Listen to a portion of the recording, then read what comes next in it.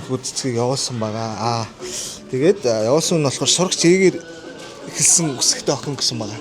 За сайн байцгаана уу, та бүхэндээ энэ өдрийн мэндийг хүргэе. Хамгаа сэрхэм хүмүүстэй зориулсан хайр хүндэтгэлийн бэлэгдэл болсон энэхүү сайхан цэцгийн багтаагаа бид бүхэн дараагийнхаа хүлээн авахчтай хүлээлгэн өгөхөөр ирсэн байна. Ингээ бүгдээрээ орж баярлалцгаая.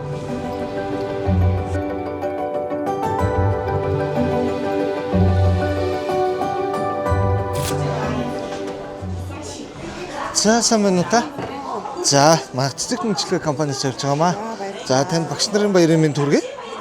За тэгээд танд энэхүү цэцгийг мэдлэгээний хамтаар явуулсан байгаа.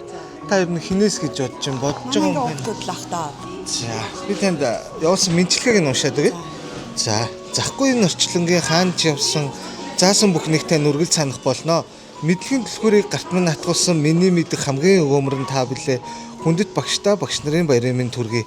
Та бидэнд мэдлэгийн гэрэл түгээж зөв замыг зааж өгдөгт баярлалаа. Танд ирүүлэх аз жаргал амжилтаар дүүрэн өдрүүдийг хүсье гэд нөхөр цэцгийг явуулсан байгаа. Тэгээд явуулсан нь болохоор сурагч ээгээр эхэлсэн өсгөхтэй охин гэсэн байгаа. Энгүүн байна. За тэгээд та бас шавьяасаа цэцэг авах мэдрэмж ямар байд юм бэ? Бас хуваалцаж бидэртэй. Маш их баярлалаа.